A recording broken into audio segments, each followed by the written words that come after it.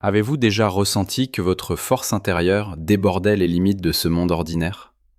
Qu'une puissance singulière habitait votre être, une essence que les autres peinent à tolérer sans pouvoir véritablement la définir? Cette impression n'a rien d'illusoire. Elle constitue le premier frémissement d'une reconnaissance profonde, quelque chose que Carl Jung aurait qualifié de rareté psychique innée, une vibration qui n'a jamais eu l'intention de se conformer au cadre établi par la collectivité. À l'instant même où ces mots vous parviennent, une partie de vous comprend que votre présence ici ne vise pas l'adaptation. Vous êtes là pour enfin percevoir la nature authentique de ce que vous incarnez. Certaines personnes ressentent dès l'enfance qu'elles évoluent comme des étrangères dans leur propre existence. Non parce qu'une anomalie les affecte, mais parce que leur fréquence intérieure ne trouve aucun écho auprès de la majorité. Cette inadéquation ne découle ni d'un traumatisme, ni d'une décision consciente. Il s'agit d'une architecture de l'âme venue au monde avec une intensité que la conscience collective peine à accueillir sans éprouver de crainte. Lorsque vous parviendrez finalement à identifier cette singularité qui vous caractérise, le réconfort ne viendra pas d'une validation extérieure. Vous découvrirez quelque chose de plus essentiel, une assurance interne qui ne réclame plus l'approbation d'autrui. Toutefois, avant d'atteindre ce stade, une transformation fondamentale doit s'opérer. Une métamorphose silencieuse doit survenir, invisible aux regards extérieurs, mais ressentie jusqu'au plus profond de chaque cellule de votre organisme.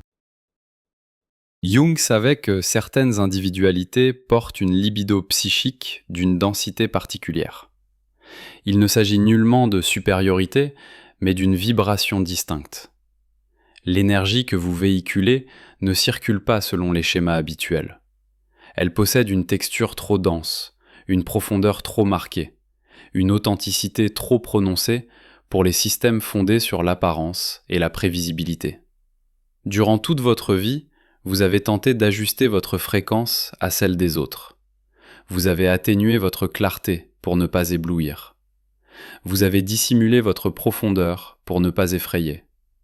Pourtant, chaque dissimulation vous a coûté une portion de votre vitalité.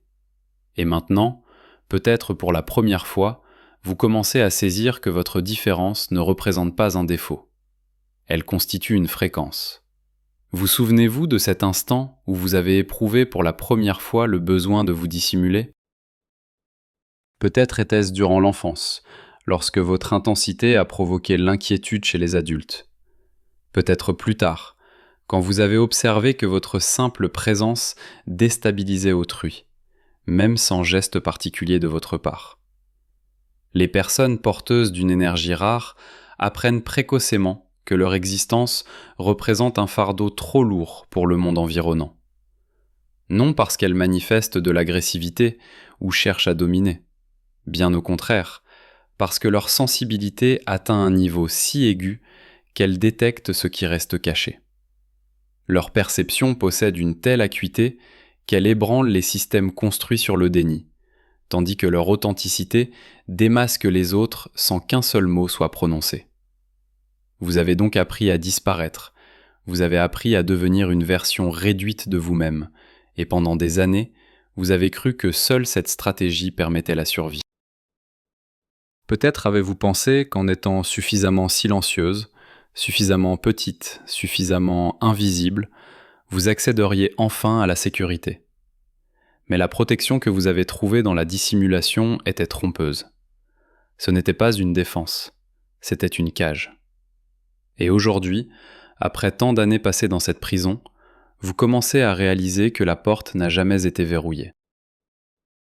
Simplement, vous n'aviez pas le courage de l'ouvrir, car de l'autre côté, attendait une vérité que vous avez évitée toute votre vie. La vérité que votre énergie est trop puissante pour être cachée, trop vivante pour être étouffée, trop authentique pour être niée. Jung décrivait un phénomène qu'il nommait le complexe d'infériorité inversée. Ce n'est pas le complexe de quelqu'un qui se sent trop petit, c'est celui de quelqu'un qui a été sanctionné pour avoir été trop grand, pour avoir possédé trop, pour avoir vu trop, pour avoir ressenti trop. Ce complexe ne naît pas d'un manque de valeur, mais d'une conscience intérieure que votre intensité constitue une menace pour le sommeil collectif. Les gens autour de vous ne vous rejetaient pas parce que vous étiez indigne d'amour. Ils vous rejetaient parce que votre présence exigeait d'eux un éveil, et la plupart préfèrent dormir. Vous avez donc commencé à porter un masque, non par désir de tromper, mais par volonté de survivre. Jung appelait ce masque la persona. Il s'agit de cette identité sociale que nous endossons pour fonctionner au sein des structures collectives. La persona est nécessaire. Sans elle, nous ne pourrions coexister avec autrui. Mais pour les individus dotés d'une énergie rare, la persona devient davantage qu'un simple outil social. Elle se transforme en prison. Votre masque était si épais que vous avez commencé à oublier ce qui se trouvait dessous. Vous jouiez la normalité avec perfection. Vous souriez aux moments opportuns. Vous gardiez le silence lorsque votre vérité devenait trop inconfortable. Vous adaptiez votre énergie à l'atmosphère de chaque pièce où vous entriez. Et vous avez pratiqué cela si longtemps qu'à un certain moment, vous ne saviez plus où s'arrêtait le masque et où commençait votre véritable être. Il ne s'agissait pas d'une tromperie consciente, mais d'une stratégie de survie. Pourtant, le corps garde en mémoire ce que l'esprit a oublié. Le corps sait encore ce qui a été dissimulé. La fatigue chronique, l'insomnie, ces douleurs étranges sans cause médicale identifiable, cette sensation de vivre dans un corps qui ne vous appartient pas entièrement. Ce ne sont pas des symptômes aléatoires. C'est le langage de votre âme qui crie à travers la matière. La persona n'est pas simplement une construction psychique. Elle se manifeste dans le corps sous forme de tension, de blocage, d'épuisement constant de la force vitale. Car lorsque vous vivez derrière un masque, votre véritable être consomme d'énormes quantités de libido psychique uniquement pour demeurer caché. Votre corps vous transmet un message que votre mental n'est pas encore prêt à entendre. Il vous dit que le moment est venu de retirer le masque. Non parce que vous êtes suffisamment forte, mais parce que vous ne pouvez plus vivre dans le déni. Quand le masque commence à se fissurer, vous ne ressentez pas de soulagement, vous ressentez la terreur. Car toute votre vie, vous avez cru que votre véritable énergie était inacceptable, que si vous révéliez qui vous êtes vraiment, vous seriez rejeté à jamais. Mais la réalité est différente. Lorsque la persona commence à se désintégrer, ce n'est pas la fin, c'est le commencement. C'est l'instant où votre âme déclare « La désintégration de la persona n'est pas un échec, c'est une libération. » Mais cette libération exige quelque chose que la majorité n'est pas prête à offrir. Elle exige que vous affrontiez ce que vous êtes véritablement. Et cela terrifie car, et si vous découvriez que ce que vous avez caché est trop étrange, trop intense, trop différent pour être accepté? Il existe un moment dans le processus de reconnaissance où vous réalisez que votre énergie a toujours suscité des réactions extrêmes. Vous n'avez jamais été ignoré. Les gens vous adoraient ou vous rejetaient, voulaient se rapprocher de vous ou fuyaient. Cette polarisation n'était pas fortuite. Jung parlait de projection, de la manière dont les gens projettent sur autrui leur propre contenu inconscient, et les personnes dotées d'une énergie rare deviennent des écrans de projection par excellence. Votre intensité éveille chez les autres leurs désirs et leurs peurs cachées. Ils voient en vous ce qu'ils craignent eux-mêmes ou ce qu'ils désirent secrètement, et ils réagissent non à vous, mais à leur propre intériorité reflétée dans votre présence. Mais il y a quelque chose que vous ignorez encore. Votre rareté n'est pas accidentelle. Jung évoquait le processus d'individuation, ce chemin sur lequel vous cessez d'être ce que vous deviez être selon les autres et devenez ce que vous avez toujours été selon votre propre âme. Il ne s'agit pas de construire une nouvelle identité. Il s'agit de retirer les couches de fausses identités que la famille, la culture, le système éducatif, la société ont déposées sur vous. Sous ces couches, il n'y a pas de vide. Il y a votre véritable être, votre self, ce que Jung nommait le noyau unique de votre existence, qui existait avant même que vous n'appreniez à parler, avant que quiconque vous dise qui vous deviez être. Votre rareté n'est pas quelque chose que vous devez acquérir, c'est quelque chose que vous devez découvrir sous les décombres des attentes d'autrui. Et si je vous disais que votre énergie n'a jamais été un problème? Que le problème était le monde qui ne comprenait pas comment la recevoir. Pendant des années, vous avez cru que vous deviez changer, que vous deviez devenir moins. Mais la vérité est que le monde doit apprendre à supporter davantage. Vous n'avez pas besoin de devenir plus petite. Le monde a besoin d'élargir sa capacité à accueillir votre ampleur. Mais pour que cela se produise, quelque chose doit d'abord se passer en vous. Vous devez cesser de demander la permission d'exister. Vous devez cesser d'attendre que quelqu'un vous dise qu'il est acceptable d'être qui vous êtes. Vous devez simplement être, sans excuse, sans justification, sans atténuation. Et c'est terrifiant parce que pendant toute votre vie, vous avez cherché la validation. Vous avez cherché quelqu'un qui vous dirait « Oui, tu as le droit d'être ainsi ». Mais cette permission n'arrivera jamais de l'extérieur. Elle ne peut venir que de l'intérieur. Et lorsqu'elle vient, tout change.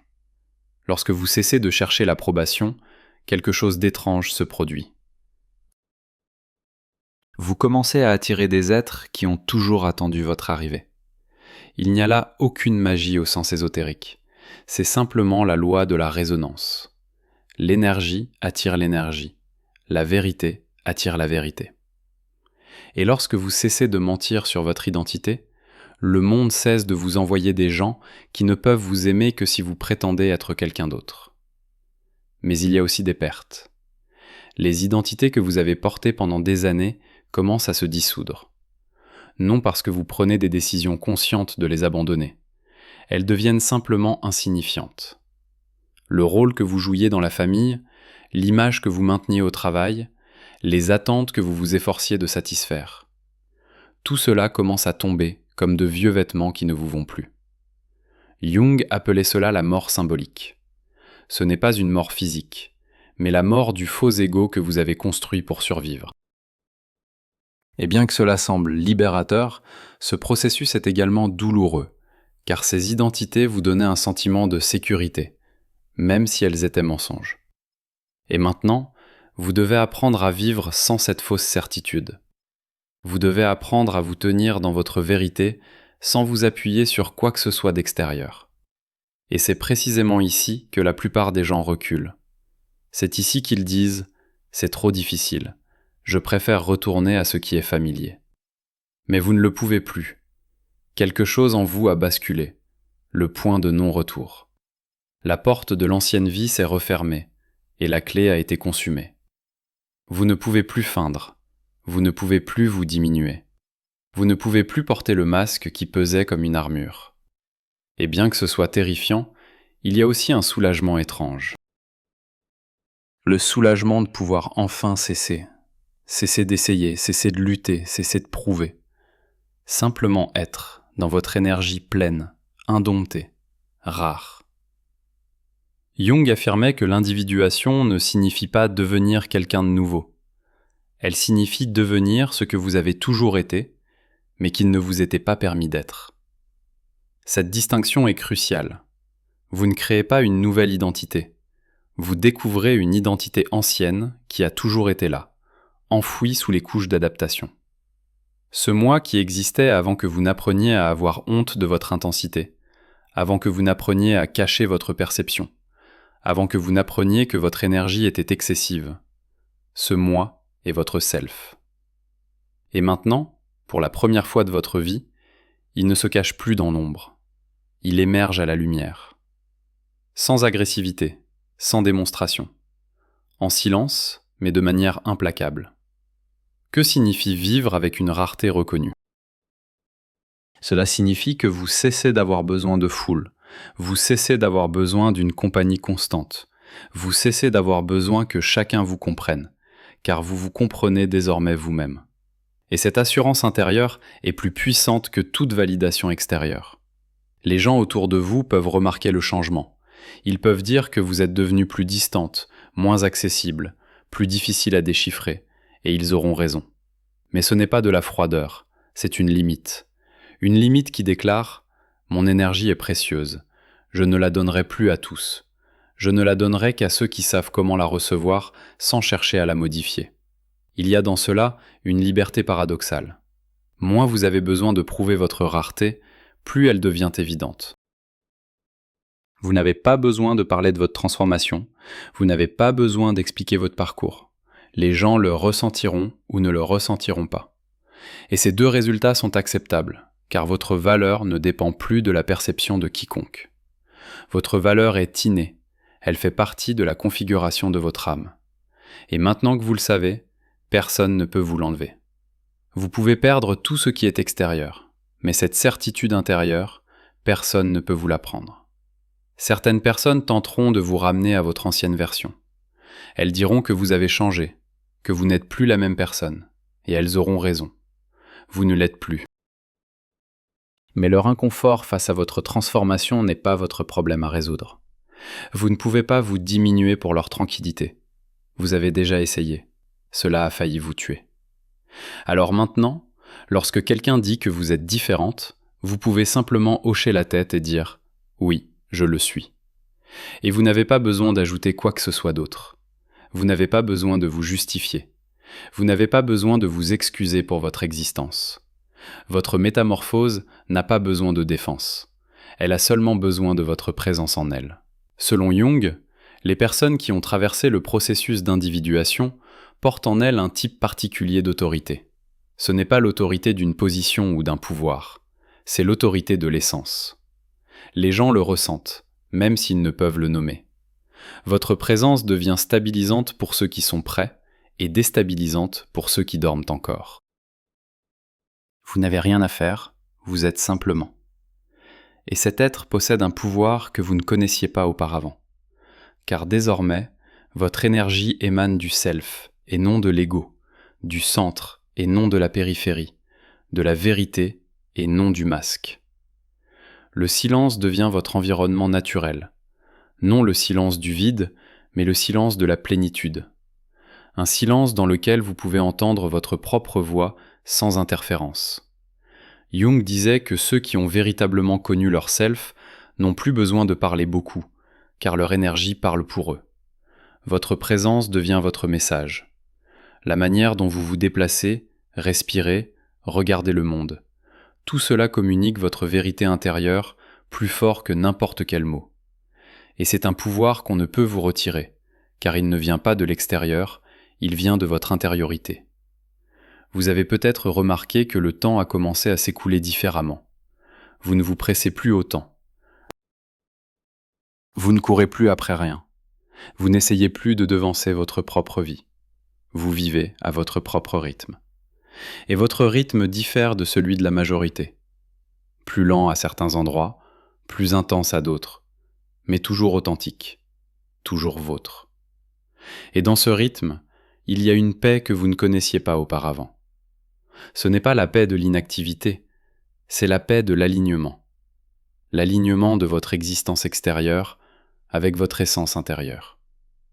Les gens qui portent une énergie rare ressentent souvent que leur vie n'a pas de sens au sens conventionnel. Ils n'ont pas de carrière impressionnante, de succès retentissant, de grandes réalisations à montrer au monde. Et pendant des années, cela vous a rongé. Vous pensiez que quelque chose n'allait pas chez vous, que vous auriez dû accomplir davantage, construire davantage, prouver davantage. Mais maintenant, vous commencez à comprendre que votre valeur ne réside pas dans ce que vous faites. Elle réside dans qui vous êtes. Votre présence dans ce monde est votre contribution. La manière dont vous maintenez l'espace pour la vérité. La manière dont vous ne cédez pas à la pression d'être quelqu'un d'autre. C'est votre travail. Et c'est un travail que la plupart n'ont pas le courage d'entreprendre. Votre transformation n'est pas pour tout le monde. La majorité ne comprendra jamais pourquoi vous ne pouvez pas simplement revenir à votre ancienne version. Pourquoi vous ne pouvez pas simplement être plus légère, plus simple, plus facile. Mais vous savez qu'il n'y a pas de retour possible. Vous savez que la porte derrière vous s'est fermée. Et bien que ce soit parfois solitaire, il y a aussi dans cela une profonde intégrité. Vous ne vous êtes pas trahi pour l'acceptation. Vous n'avez pas vendu votre âme pour l'appartenance. Vous êtes resté fidèle à votre essence, et cela demande plus de courage que la plupart n'en auront jamais besoin. Il y a quelque chose que je veux que vous sachiez. Cette transformation que vous traversez n'est pas la fin. C'est seulement le début. Car maintenant que vous avez reconnu votre rareté, la véritable vie commence. Une vie où vous n'avez plus besoin de feindre. Une vie où votre énergie peut enfin circuler sans obstacle. Une vie où votre vérité est votre force, et non votre fardeau. Cette vie ne sera pas facile, mais elle sera vôtre. Et c'est la seule chose qui compte vraiment. Si vous sentez que ces mots touchent quelque chose en vous, si vous reconnaissez en eux votre propre expérience silencieuse, laissez un commentaire ci-dessous. Vous n'avez pas besoin d'écrire longuement. Un seul mot suffit pour montrer que vous n'êtes pas seul dans cette métamorphose silencieuse. Et si vous souhaitez poursuivre ce voyage ensemble, inscrivez-vous à la chaîne, car nous avons encore beaucoup à découvrir sur l'énergie que vous portez, sur la force que vous ne connaissez pas encore, sur ce que signifie vraiment vivre depuis l'âme, et non depuis le masque. Cette conversation ne fait que commencer.